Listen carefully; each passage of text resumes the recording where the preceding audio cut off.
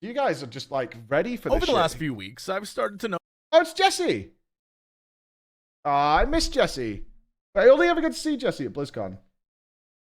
notice a lot of familiar faces from the World of Warcraft community taking another look at Final Fantasy XIV. So today, I want to talk about the differences between these two games, that while sharing many similar concepts, diverge in their execution of the MMO genre. As a fan of both games and 15-year veteran of WoW, I've often thought about this subject as I now play through Final Fantasy XIV on a near-daily basis since August of last year. I frequently get asked to compare the two, bad FF and good. the simplest way I've been able to do so is the following. World of Warcraft is an MMORPG, while Final Fantasy XIV is an RPG MMO. What does this mean besides hopefully sounding clever? I've got In cross-eyed. Final Fantasy XIV, the entire creative process, the direction, the core concepts, all of it, are approached from an intrinsically different design philosophy than that of Warcraft. So it doesn't mean you can't enjoy both, it just means they're made for two very different gamers. Let me explain. I think most people have an understanding of what an MMORPG is beyond any sort of definition. What is that? Where's this Christmas present jumping puzzle? What game is that? That's SWOTOR. Guild Wars There 2. are expectations as to what that experience will be, which is why after playing Final Fantasy XIV, I've come to call it an RPG MMO. Because while all the multiplayer elements are there, I believe they aren't entirely necessary. If the MMO were removed and all we were left with was the RPG, the story, the music, the gameplay, it feels like the player would still have a complete experience. This is because the team behind Final Fantasy XIV, Not as from good. its inception, has put its focus squarely on storytelling. This design choice then influences every other aspect of the game, from characters to world building to music to animation, all serve to enhance the storytelling. It is without a doubt the single most vital aspect of Final Fantasy XIV. Everything comes from the story, everything is related to the story, and everything exists to service the story. So as we move forward in this video, you'll see every time I bring up a comparison or idea in Final Fantasy XIV, Is he it's gonna going to do be a in WoW some bad? way related Probably to the not. story. And it's because of this one fact that Final Fantasy and WoW can still feel... Whoa. Are you a clicker? Is this your character, Jesse? Did you just click aim shot? That's not Jesse. Oh, thank God.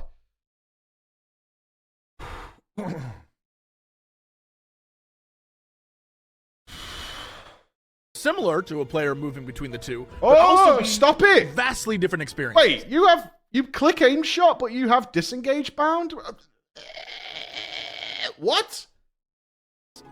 Let me just throw this out there. What was the story of vanilla World of Warcraft? If you had to think, it's because there was no story. There were quests, there was lore, certainly different adventures to get involved in, but no overarching story. There was no driving force behind what you were doing, besides the desire to gain levels, abilities, to see what's around the next bend or explore the next zone. The story of the World of Warcraft was what you, the player, made it. It was... You don't have you don't have lightning shield bound, cure poison, poison cleansing. Tremor totem's not bound.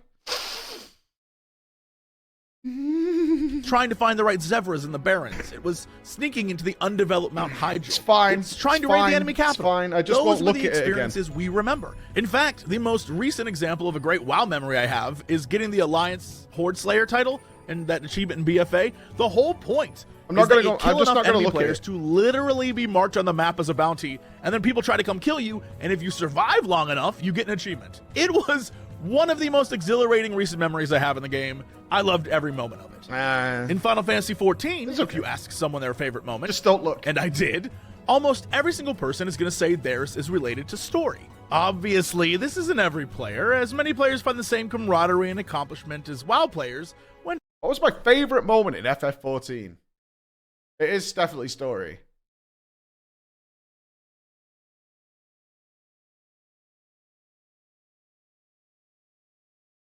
Fuck, there's a lot.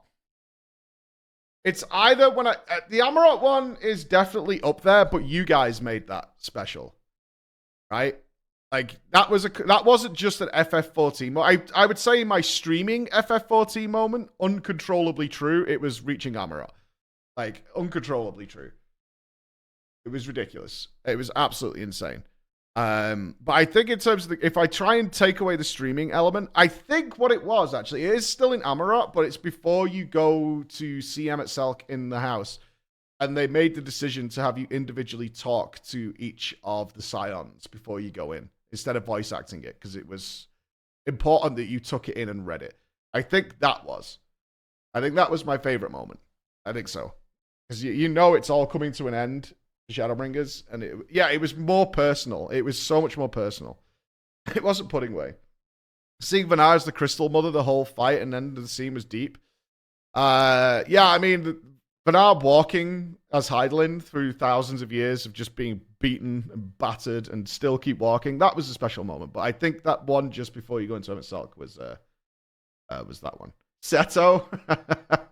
That was a brutal moment, though. That was brutal. Taking down harder bosses. But for the majority of players, the story is not just an important part of the game, it's also something that binds the community together. With that said, after years of playing WoW, to say there isn't a fan base for the world or story building they're doing would be foolish, as I am one of them. But let's be real.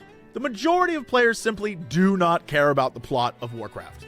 I'd have to guess that's because it was never really the driving force of the game that got them playing in the first place, and more importantly, sticking with it. The fact is, as Blizzard moves more towards storytelling in their more recent expansions, they've developed multiple ways of getting across major plot information to players who may be interested, but it's not integral for the player's enjoyment. It's this delivery that provides... I was thinking about this the other day. When Teldrassil burned, I kind of laughed. I did. I kind of laughed. But how would I have felt if Uldar burned and all the Lalas were burned alive? That would be crushing. That would be like absolutely devastating, right? If Uldar burned, or I mean, it's not even, or something like that. Still laughing? You're not. If Nanamo was burned to death, and the rest of Uldar was burned to a crisp. If Van Daniel turned up and just fucking burned it all down, it's just Lalas? No, man. Like, you would be fucking crushed. Gridania? Less so. Less so. If Ginger Kid and Canacena burned. But, like, if that happened, genuinely speaking, if that happened now and something like that happened, that would be crushing. But Teldrassil, I was like, okay. It's the necessary came out of nowhere. Context to keep a player engaged, but has also formed a complicated relationship with players who do enjoy story and world building and Warcraft. Forgetting Team leads, and devs change, shifting the vision for each expansion to fit what is essentially the rule of cool. While main story beats are planned ahead, it's very clear that things have changed or will change based on necessity. Main characters vanish, story elements are left behind, and lore is retconned to fit with the moment. As a big old lore nerd, years of that have definitely left me kind of jaded when it comes to WoW. A silly example is years ago at BlizzCon, I asked the devs about that weird snaketail and Gundrak. I was like, what is that thing? Their response then, and ever since, has pretty much been, we really don't know. Perhaps it was snuck in, perhaps it was dropped content, who knows? All I can say is, if it was in Final Fantasy XIV, that snaketail would not only have had a purpose, but it would have shown up 2 expansions later as an important character in an ongoing story. I have no idea. Yep, this is going to be one of those videos that's long enough to be split into multiple parts. Oh, God. But it's good, because it allows us to dive a little deeper. When it comes to content, both games feature the staples of the MMORPG genre to differing degrees. Leveling, dungeons, raids, PvP, special events, grinds, and daily quests. In fact, some on the 2 dev teams are friends, and they definitely borrow ideas from each other all the time. Yoshi P, the director of Final Fantasy XIV, is notably a huge Blizzard fan. The difference, of course, comes from what the dev teams have decided the focus of their games should be. The best way I can simplify this is to say that Warcraft is more about the destination, and Final Fantasy XIV is more about the journey.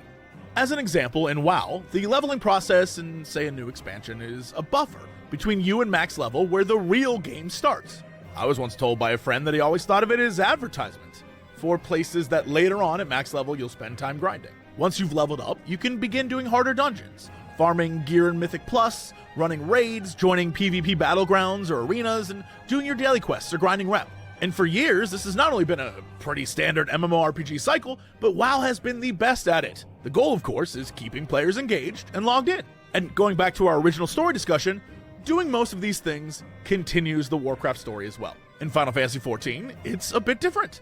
With the story being the most important part, this means leveling isn't just a rush to max level to experience the cool parts. The cool parts are the leveling. At max level, there are certainly raids and dailies. See, these and grinds cutscenes and makes PvP, me sad again. but they're nowhere near the complexity of WoW. Leveling up a job in Final Fantasy These little XIV clips of isn't just cutscenes about from the leveling FF process make me either. sad again. Sure, and while you Oh, can no. level up an alt, Affiliate, experience the other please. faction's story, and a lot of people enjoy that. But in Final Fantasy XIV, each job has its own story and quests associated with it. What the fuck? What a nerd. Wait, is minor a job? Okay, I need to jump into professions. We're doing it tomorrow. Tomorrow is professions. Tomorrow is You know, they're professions. varying in size and scope, but like the Dark Knight, for example, is universally loved for being some of the best storytelling in the game. But again, story is what it's about. Most large-scale raids only have one difficulty level and are more events than actual team-building struggles. Those raids and trials that do have harder modes are canonically fan fiction versions of the events, so players who are just there for the story won't miss anything if they don't have time for harder content. PvP, while vibrant, is nothing close to that of WoW. Reputations and dailies The exist, new one looks but good, though. not in a way that forces the player to spend a significant amount of time investing in them. But you're rewarded in a way that makes it feel like you're kind of getting one over on the devs for the amount of time you actually put into it. Let me give you some specific examples. Oh, Let's this UI. talk reputation Stop. grinds. Admittedly, in WoW, I haven't played much beyond the start of max level content in Shadowlands, and this may be different, but if we look at most reputation grinds, Jesse, it's usually please. something along the lines of like, you earn Don't click 750 rep a day with a weekly bonus of some sort, and you need 40 to 50k rep to reach Exalted. So you're looking at, I don't know, over a month of rep farming to reach max reputation. This, of course, is part of the design philosophy again, to keep you engaged in the world longer. In Final Fantasy XIV, while some of the older reputations are pretty similar, the newer ones, take Pixies for example, are designed not only to be fast, but to feel very rewarding. Every day you get 3 quests that take roughly 15 minutes to complete, and as a reward, you get tons of reputation, tokens that you can eventually buy rep items with, and then loads of experience. I'm talking this like the, a quarter of your XP bar Beast for Tribe 3 stuff? quests. And this is great because not only does it make grinding rep easy, but Tribal it also quests rewards you now. for Okay. doing it on one of your other jobs, not done this incentivizing yet you either. to level additional classes. Let's take another example. Unlocking Flight. In WoW, unlocking Flight has always been a process. He laughed A thing before that you- we started talking about it.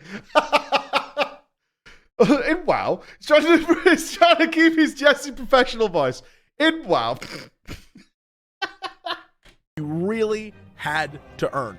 Currently, I think to unlock Flight, it's something like getting Renown 44 and completing the last sigil and having completed Chapter 12 of the Covenant campaign, receiving memories to unlock account-wide flying, and then you can do it in Shadowlands. In Final Fantasy XIV, while exploring the map that you're already exploring anyway, you use a compass to find little green wind orbies, and when you find them all and you complete the area's story arc, you unlock flying for that specific zone. It's not account-wide, but it's easy enough to get just by going through the leveling process. From a design standpoint, I love this. When I first learned this is how you got flying in Final Fantasy XIV, I was actually angry about all the time WoW made me waste. I In was Final angry Fantasy before. XIV, you get to experience the zone, which is what WoW's trying to I get was you to angry do. before but I found out. 14 doesn't I was gate your angrier ability when to I found move through out. it quicker in the future behind some sort of grind. Which has probably got a few of you now thinking, Jesse, you're making it seem like you don't have to work for much in Final Fantasy XIV.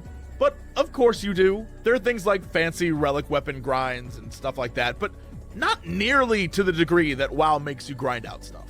Honestly, I think we're so used to Blizzard making us go through content multiple times for months in order to unlock something like flying that anything less seems ridiculously easy. But that shouldn't be the case, gang. I don't know anyone who enjoys don't look, it, just don't look. but we still do it. It all just comes down to the fact that the I Final don't. Fantasy XIV devs are not trying to keep you in their world for countless hours. So it seems like everything is a little easier. The fact is, the 14 devs have literally said they don't care if you log in every day. Get what you want from their game, come back when you want more. Instead, the don't grindy look. bits of Final Fantasy XIV are something entirely different. I recently saw this ad for Final Fantasy XIV, and it made me laugh, because whatever your playstyle, there is an unforgettable adventure waiting for you. Free companies form lasting friendships and memories. I mean, Gathering, housing, fashion, the gold saucer. Yeah, dude. I've never seen anything like this for WoW, but most Final Fantasy XIV players will tell you this is where the majority of your max level adventure lies. Look at this thing. Gathering, crafting, free companies or guilds, housing, fashion, the gold saucer, which is like a permanent version of the Darkmoon Fair, and I'll be honest, yeah, this is pretty much endgame in Final Fantasy XIV. That's not to say 14 doesn't have challenging content for those looking for a more traditional MMO raiding experience, but like, the point I'm trying to make is that in WoW, the endgame focus is on harder and harder raiding and mythics. I think PvP, for a WoW player, that arena, makes sense. battleground, and FF14. world, with all the other things in the game existing to aid in doing so. In 14, the endgame focus is more diverse. Although there are Savage and Ultimate difficulty raids designed for those who want a more challenging experience, there's also things like building a cool guild house, or crafting a special weapon from a weird boss drop, or going on treasure hunts. There's more to do than just raiding for the sake of raiding. Speaking of crafting, one of the biggest issues I have with WoW is that crafting for so long has seemed totally pointless once Looking for Raid was created. There's still so much Any gear you could craft, say as a leather worker, was useless for those who could just get raid gear easily. Meanwhile, in Final Fantasy XIV, gathering and crafting is very much a major part of the endgame experience. If you're curious about other things, PvP for example, I mean, in this case, WoW definitely wins this one. There is PvP in Final Fantasy XIV in the form of war games, and there are many people who enjoy it. It's just that there's a wider variety and larger community in WoW. It is, after all, part of the core concept, faction warfare. This doesn't exist in 14. There are no warring player factions. In fact, much of the story is about getting all the nations of the world on the same team. The funny thing is, as WoW attempts to add more story, the PvP they're doing makes less and less sense narratively. And that's, I mean, just the tip of the iceberg of the endgame experience. There's a lot more to talk about, but since we are talking endgame, I think we should flip it and do the starting experience. Going back to the design philosophies of the two games, we can see differences in the premise of each and how it affects your intro into the game. In World of Warcraft, you start your experience as just one of the many faces in service of your chosen faction. Over time, your actions in defeating various threats increase your importance to the world. In Final Fantasy XIV, you are literally the Warrior of Light, the chosen hero from moment one. There's no denying your importance to the story. The entire narrative revolves around you. Even though initially you're not recognized as such, I mean, that's what you are. Quickly proving yourself to the world. From that point on, every character not only acknowledges you, but they recognize the importance of your role over theirs. So add that to the story being the most important element, and you'll see how this might be a daunting task for some new players. Much of the 14 starting experience it's pretty slow. World building, character introduction, lasting roughly the first 50 levels. I actually think this is one of the biggest problems Final Fantasy XIV has, as it's a hard sell to explain how phenomenal this game becomes only after you put in 40 hours. But that's I mean, I'm so thankful I had you guys for A Realm Reborn, because I enjoyed A Realm Reborn so much. I had a great time. But everybody I've spoke to who's tried to do it off stream or not had the benefits that I have had, they can't get through A Realm Reborn. They can't get. They're like, this is just bullshit. This is bullshit. But I had such a I have nothing but positive memories of A Realm Reborn. I had the best time, even with the post stuff. Yeah. Exactly what I was told, and what I have told others. Because it's true. The strong connection to narrative hurts the starting experience, especially for new players who may have friends playing or seen an amazing moment from a recent basically had a really good single-player RPG without playing through 100 hours of story, or paying for a skip and finding themselves completely disconnected from the plot. And that is a real shame, because the game uses all of that story and setup to build out the rest of the world. Remember, we didn't have the crawlers. Let's not get our history twisted. The crawlers did exist before I finished A Realm Reborn, but I refused to join a guild until I'd played through it. So it did exist, but not for me. I didn't see the Free Company House until we were starting Heaven's Ward, I don't think. It was so later. If you skip over the starting experience, the amount of stuff you miss is mind-boggling. And because the story is so well told, and all the characters and locations and factions, etc., are so perfectly fit into the puzzle that is the main plot, that when twists happen, they make perfect sense. When reveals are made, it's like, oh yeah, of course. All because of that level 1 through 50 experience laying the foundation. And as I've said, I've experienced both ends of this. Years ago, when the game first came out, I gave it a shot, and around level 40 was totally burnt out. It wasn't until I returned last year looking for something new that I gave the game a second chance on the recommendation of a friend. I'm so glad I listened, because for a fan of story like me, what this game offers is a fantastic experience. Sadly, the reason behind Final Fantasy XIV: A Realm Reborn's slow start can be traced back to its origins as a reboot of the disaster that was the original Final Fantasy XIV. The budget was small, the timetable was short. Oh, God, I want to play it. It isn't until the later patches of A Realm Reborn and the release of the first expansion, Heavensward, the game truly shines. The production value skyrockets, the writing is less long-winded, the voice actors change. Everything is better than where it started. And universally, everyone acknowledges to play Star Wars Galaxies, which is why I assume the free trial, with memes and all, includes Heavensward. If you're gonna keep playing the game, it's the first expansion that's gonna get you. What's totally insane about all of that is only by sticking with it can you then truly appreciate the slow burn A Realm Reborn was and all the ideas it introduces that later become very important. It's like when your parents gave you some advice as a kid and you didn't listen, and now you're 30 and you're like, damn, that was good advice. Does it make you wonder how they're going to go with 6.1? Because everybody says this. If you played A Realm Reborn, even if you didn't like enjoy it at the time, it all paid off so massively later on, right? It paid off so much later on in the game. I really wonder how they're going to adapt that while they're restarting the story in 6.1. It's going to be some sort of... I mean, have they said they planned for the next 10 years, right? So you've got to imagine, and I imagine a lot of big lore heads are going to be looking at every detail that happens in 6.1. Because they might be dropping hints, or probably are dropping stuff that's not going to pay off until 3 expansions later. That's probably in their map somewhere, is they're going to be putting things in 6.1 and 6.2 or whatever that is not going to pay off until then. Like, you could talk about Mericidia and stuff like that, but I think that's probably relatively soon. It'll be subtle things that they're putting in. But again, how do you sell that to people? Thank you so much, Meanwhile, the WoW starting experience is much more welcoming to new players. Enjoy the Giga Cower with they that. keep updating it and changing it. A thing Final Fantasy XIV can't do without damaging the plot it's trying to set up. Because Warcraft doesn't concern itself with this. They now offer multiple ways to level, a special starting zone designed to teach new players. They have streamlined the process of getting your character to the end game, which, as we discussed, is a core design philosophy. But this means, depending on when you started playing, your story experience in World of Warcraft could be entirely different from another player. Some moments I may have experienced years ago are no longer in the game, making it so things that bind players and keep them engaged in the game are not story, but it's progression systems, guild dynamics, and faction conflict, which I think explains why people enjoy playing Classic, fear, as it has all the things I just listed, but also a shared sense of existing in the same world, which I feel like, I think many of you would say, the current iteration of WoW does not have. Another way to look at this is how new content is delivered.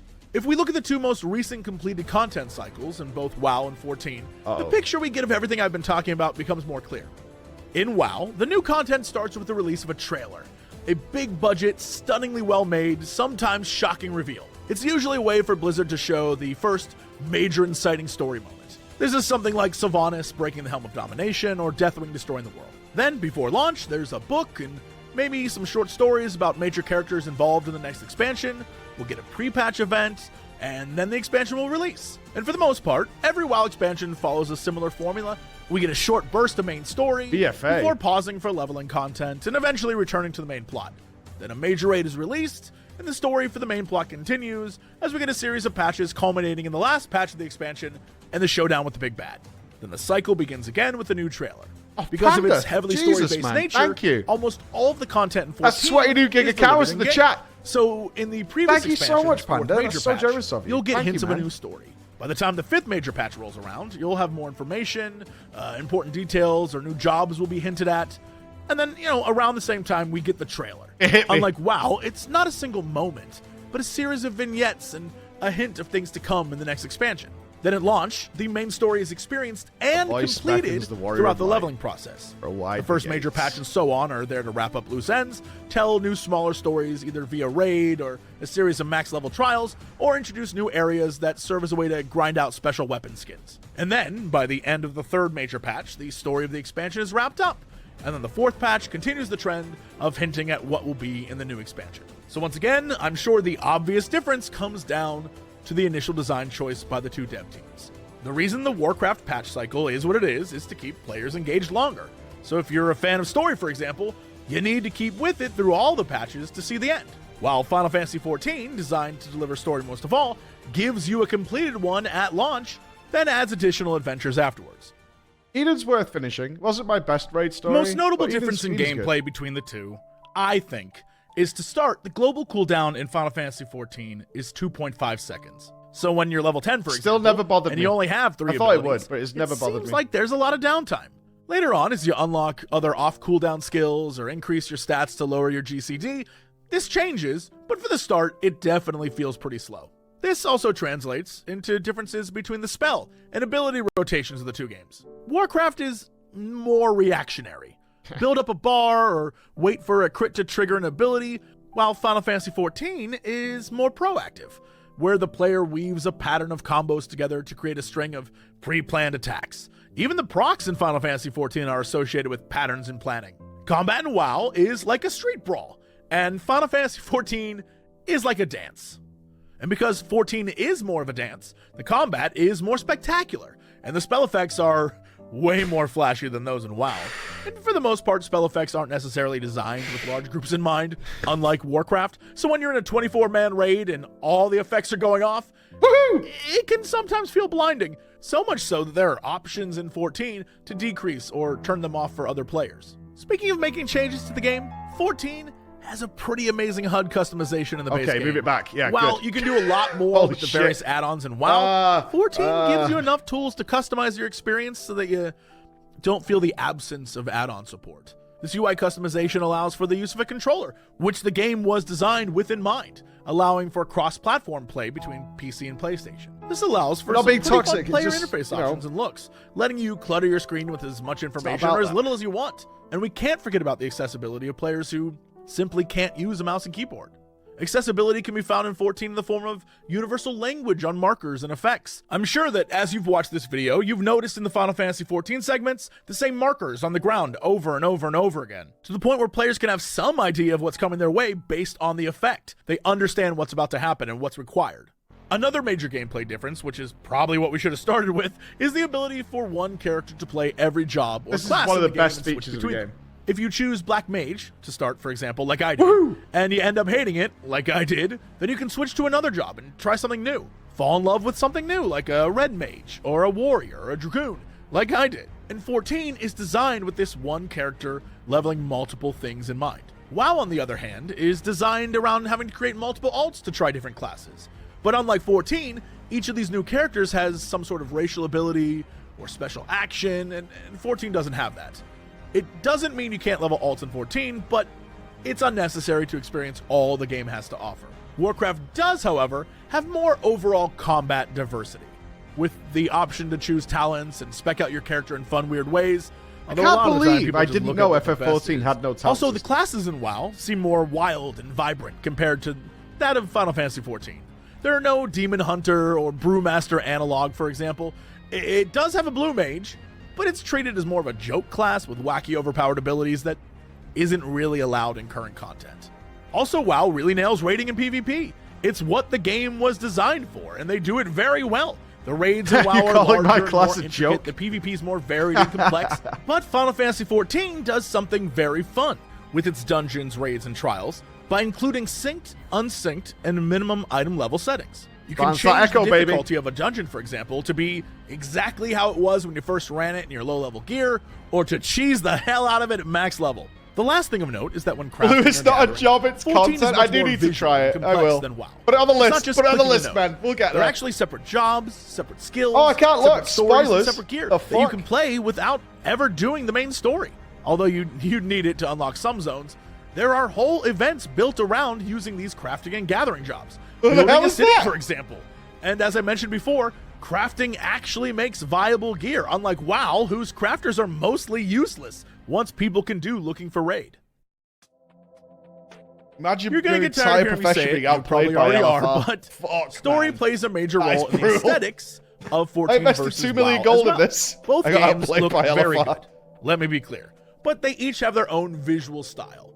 WoW is slightly more cartoony and exaggerated. Everyone has giant muscles, even the fat dudes and the gnomes. 14 is a bit more subdued in all regards.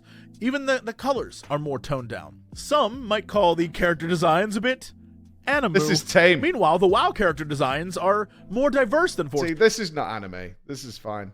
Fucking FF14 is the weeb game. This is totally fine. This is totally as well. Trolls, undead, humans, pandas. In 14, it's more like human, tiny human, cat human, horny human. The biggest difference I've noticed comes down to 14's emotive characters and WoW's wider array of visually diverse zones. These emotive Panda, characters what are make you it so doing, 14 man? can easily work in Oh numerous my in-game God. cutscenes Thank you, and match the Panda, voices. again. In order to Holy do the shit. same thing in WoW, custom Giga crafted cows all scenes through are the made, chat. which Yes, take the rest of it. time and Welcome, limit man. the number that can Welcome, be included. dude. That's not to say that Warcraft characters can't show emotion or Final Fantasy doesn't have visually diverse zones, but each does their thing better. WoW can get more wild with their visual design because they aren't limited by players on older consoles. The PS3 version of 14 was still available until 2017, which means the PS4 version will be limiting players for a few years still. Because its limits are fewer and the devs but wait can till the update PS5 and change their version. graphics more frequently, Yeah. WoW can create a more wild, Yeah, baby. outlandish, and visually striking environment for players to explore. And because 14 was started with storytelling in mind, characters' faces are designed to show a wider array of emotions. WoW, on the other hand, added story after the fact, so the game wasn't designed to have a lot of close-up facial animations. So as they add new in-game cinematics, many of the ones we're getting now seem to have these weird flappy jaw yapping things going on. And that stands out from the other higher quality cinematic stuff we're used to getting in WoW. Oh, so Music good of these appreciation games time. is also another thing worth pointing out, as it again is a perfect example of my original thesis. Like the graphic design of the games, they both have good music. But similar to WoW's visual style, Final Fantasy XIV's musical style is far more diverse and wild and fun. In Warcraft, music is mostly ambient, used to set the mood of Grizzly a Hills zone is or good, dungeon, though. usually something Come on catchy, now. Grizzly Hills is repeating, legit. and not all that intrusive. But many times, because of its generalized nature, there are moments where it might not fit the events that are on screen in an epic boss fight, for example. There's plenty of times I remember struggling through a raid to get to the final boss, and the music was pretty much the same as when I started the raid. Meanwhile, in 14, because the music, like everything else, is connected to the story, it's more moment-to-moment than WoW. Again, it's not like WoW doesn't do story moment music, or Final Fantasy XIV doesn't have ambient zone themes, but they both do their own thing way more. Final Fantasy XIV has musical themes for sad moments and happy moments and silly moments and tense moments. It sometimes even tells a story.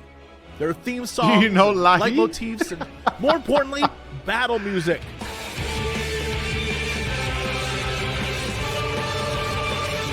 Engage, cat jam!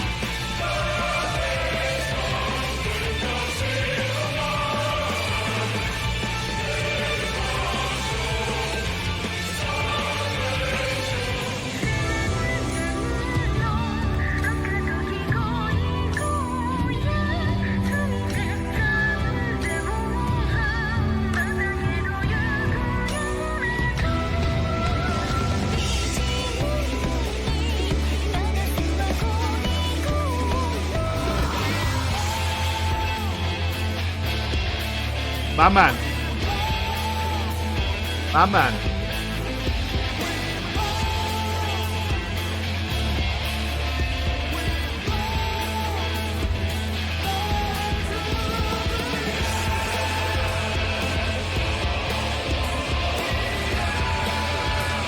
It's just Still so chuffed we got good. that played on the Echo Nothing stream makes for the race to wiping or first. learning a fight more tolerable than a catchy You guys are song so in the good. background. Truthfully, Final Fantasy XIV just has a larger variety of music and uses it better than WoW. Which is It was sick, crazy, right? It was so because good. I remember listening to the soundtrack for WoW Legion and thinking how great it was, only to find out there were some songs not even used in the game, or if they were, I don't remember or missed it. I recall multiple versions of Anduin's theme, only for him to barely be involved in the main Legion storyline, and his theme to show up like I think it was on the day the once or jailer fell. twice. That's so crazy. I was like, to you know have to put Shadowbringers all on. this Jailer's amazing dying talent that today. Blizzard making music. I think it's just And they before don't I use started Muso? casting on the day And the remember jailer Elite died. Tauren Chieftain?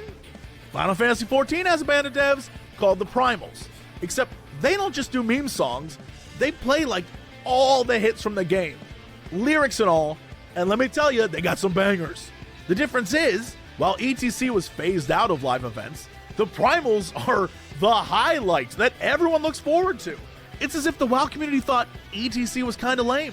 And Final Fantasy XIV fans are like, more Primals, please. I need to see what they're like live. So there's one last thing to talk about. I need to go to FanFest, and I'm sure don't I? it won't I be need to get my ass to controversial at Japan. all. The communities. Pack your bags, Chris. I've been in the WoW community long enough to have formed a pretty substantial theory about it. I know I'm going to get lots of crap for this one, but I think the general notion is that it's pretty toxic. Yes, your personal guild might be awesome, but generally, I think we can all agree there are high levels of toxicity in the WoW community. I've never And I encountered believe it that badly. This stems from the nature of the game itself. I do run a show WoW weekly is that talks based about in it. conflict. A game where two factions are pitted against each other from the beginning, so players already have an established enemy or other to focus their ire Just on. don't be shit. It is thematically ingrained If you're not in the shit, community you're fine. culture. And not only is player versus That's my player advice. part of the Solves game, all your problems. but so is Just don't be competition shit, on a and you're PvE fine. level. With world firsts and server firsts and more at a macro level, and then tools like DPS meters at a micro level to determine who is the best in the current party. Everyone is judging everyone at all times in Warcraft. It can feel Correctly so overbearing. as well. Even WoW's more cooperative events can seem like competition between players. As Okay, players gotta are in the fight game for that raid longer, spot. learn more, and think they know more, biases form, opinions, valid or otherwise, take root, and soon the forums are littered with waste. You know, toxic. 14, at least in my experience, has been different. And it's hard to explain because, sure, there must be toxicity in the community. I've heard of it. I've never seen it. And maybe that's streamer privilege. Maybe it's just I'm very lucky. I don't know. But most people, if you ask, will tell you how nice and wonderful and kind the 14 community is. But it's also jarring. If you're a WoW player coming to the Final Fantasy 14 community, there's a lot to understand that's different. Let me give you a great example. Rare mobs. Or in the case of 14, ranked mobs. In WoW, if you see a rare monster, you find a way to kill that thing as fast as you can, you grab friends, you grab guilds, you want that special drop. In Final Fantasy 14, that's frowned upon by most of the community. I found this out one day when I saw a rare and asked my free company, my guild, for help. And they were like, dude, wait for the hunt train. And I was like, what? What the hell are you talking about? It's right here, right now. And they explained, that's not how the community does it. When all the rares are finally spawned, hunt trains form, and like 100 players move from zone to zone, killing them, true? each getting credit for the kills and any sort of rewards. This idea baffled me. I was like, I am here right now. As well, don't I? What if I'm not online later? I haven't played this up game. The kill just cause? And they were like, yeah. I know it sounds crazy, but having done multiple hunt trains now, I understand it completely, and I actually prefer it. It's almost like if WoW had this same concept, I may have actually seen a time lost Proto Drake once or twice. Warcraft eventually had moments like this for Nashtadar and Mechagon, but it's not on the same level. This camaraderie in the 14 community translates to how they treat new players for the most part as well. Sprouts, as they are lovingly called, are new players with a little icon next to their name. Normally, one would assume an icon next to your name letting everyone know that you have no idea what you're doing would seem like you just got yourself a scarlet letter and became a pariah. But in Final Fantasy XIV, it's the exact opposite. Instead of trolling or treating them poorly, most players cheer them on or offer advice and tips in dungeons. It makes it easier to understand if someone has no clue what's going on. Bonus rewards. You can instantly see their new, as well. They and encourage it's okay. that behavior. And the game even rewards players with bonuses for having them in your group. And Good that's job, what Jesse. I think is so special about the community in 14. I've seen plenty of players try new classes or a build or whatever in both WoW and 14. And people can get intimidated about being yelled at for sucking or not knowing something. But in 14, that little sprout icon lets players know immediately that you're newer to the game. So they have an expectation that you might not know some things. And it makes it easier to ask, which is honestly the biggest problem in WoW. New players are always afraid to ask what to do. True. Just as an example of how this mentality rubs off on you, I was doing my 14 roulettes or dungeon dailies. Just watch and a got the video, final dude. Omega raid. When it popped, I was in a group of almost all Sprouts. For those of you We need to do who Omega don't know, again. this fight is what you would call a complicated dance. We wiped a lot. And in my guild chat, I was cursing up a storm. I was so upset that I had to go through this thing that I thought was going to take me 5 minutes, but I'm here at like minute 30. But in party chat with the Sprouts, I was like, we can do this. Come on, I'll teach you how to do this fight. I've often thought about what Sprouts in WoW would be like, and the only thing I can think of is that it would mostly be people dropping from parties that they showed up in. Again, this isn't to say the Final Fantasy XIV community is perfect. Obviously, If it's a 15 assholes key, play all sorts of probably. games, but the general nature of the player base seems a bit more relaxed. Yes, someone imagine will tell me I'm doing penalty on something your wrong rated while I IO stream, score if you were a but that's Sprout. every game for everyone. Minus 1,000 The points. biggest difference, I think, is the Final Fantasy XIV community does not tolerate a lot of the stuff that WoW does. The crackdown on bad actors is swift and immediate. And some of you may be like, well, that doesn't sound cool. I guess for the people Stop who clicking. don't want to deal with that stuff, it's pretty cool. I don't know. The last big takeaway I have on community is this. The WoW player base seems always ready to attack That would their be what game, it is, even yeah. while loving it. Looking for And the more Final plus Fantasy 15, XIV no community Sprouts. is always trying to defend their game, even if it doesn't need it. Oh, we've got a conclusion. So you've made it some 30 minutes into a YouTube video, and Really? you find yourself here. Sick. This Good was job, all Jesse. just sort of a long-winded way of Hildy! saying again what Yeah. I'm sure I made clear in the first 5 minutes. But I really wanted to expand upon the differences Do we between need WoW Godpa in the and conclusion? and how there are players who like each of these. So I guess that's pretty much it for this video. Sure, there's definitely going to be something I missed or couldn't find a way Oh, to that's fit in a the cool video. way of doing That's what Patreon, comments man. are for, That's I awesome. suppose. So please, if you have something to add or additional thoughts or insights, or if you think I'm way off, let me know. This video was done out of love for both games and the knowledge that each has its own audience, and it's okay to like one and not the other. I hope the takeaway is that if you enjoy story games as much as I Jeremiah's do, you'll fancy check out microwave 14. emporium. And if you could care less, you're probably Why already are all the invested in names on WoW. our I website don't for see why you should. supporters? Like, That's what it comes juicy down to. tits. At least for me. Anyway, Robbing thanks cock. so much. Thank you to I do know all why, the so amazing you want me to patrons say who it on make Drama videos like this Time. possible. Please, if you like this, share it with your friends or give it a like. That'd be swell. That's what you I would attract, love it yeah. if you would consider subscribing and hit the bell and do all the things that you have to do on YouTube in order to see a video these days. But that's Oh, it. you got Primal's live Thank video? you so Oh, cool, much, cool, cool, cool. and I will see you in game. That was awesome. It was, I'd say it was definitely leaning more towards the FF how good it is. But I think that's what we all felt when you moved away from WoW a little bit. It was definitely tailored towards the WoW guys, but it was really